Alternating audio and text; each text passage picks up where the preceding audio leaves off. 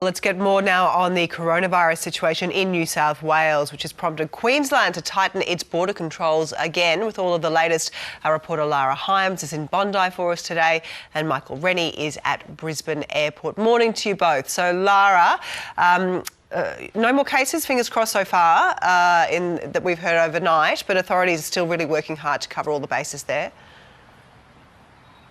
Well, some big concerns, Madeline, from some of the health officials today and in the days going forth. Obviously, we know that the latest case is a woman in her 70s who contracted the virus from a man in his 60s. He was a driver operating in the state's quarantine program and ferrying around international flight crew as part of his role.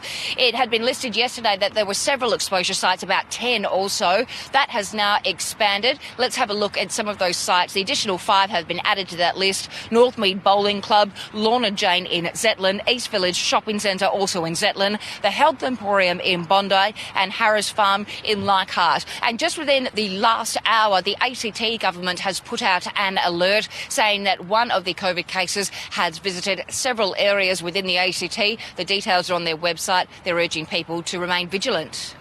It's also prompted calls for an audit of the safety protocols for drivers involved in the hotel quarantine process. Well, the quarantine program, Madeline, was put under the spotlight yesterday. The Premier was questioned over the program.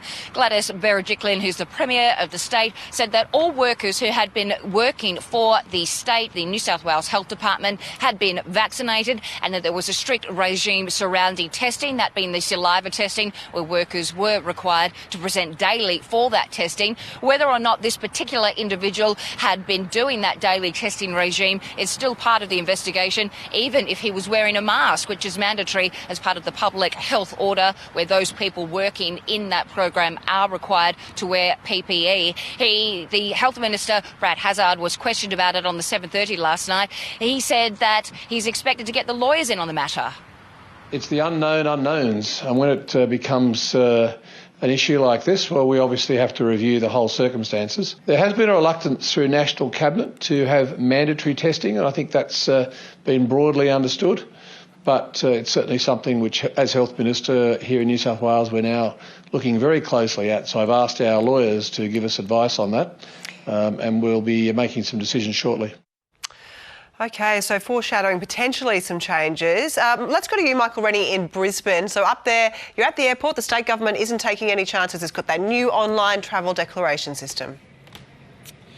It is, and it kicks in tomorrow at 1 a.m. But we've been looking at the flights arriving from Sydney, though, today. There's still around 40 flights coming in from Sydney today, but these changes will be implemented tomorrow, and this border declaration pass, so that anyone arriving from interstate will have to fulfil one of these passes. So it doesn't matter if you've been to a hotspot or to an exposure site, or you haven't been to any of those areas, you still have to complete this border declaration pass. And the idea behind this is that it will make the job for contact tracers much more easy. They will be able to track down people quickly if they need to be told they need to go into quarantine, or they've been to an exposure site and they may have to self-isolate. Queensland's also going to implement the traffic light system that we see working in other states like Victoria. So with that, you'll have a green light, which means that you haven't been to a hotspot or an exposure site and you can travel freely throughout the state.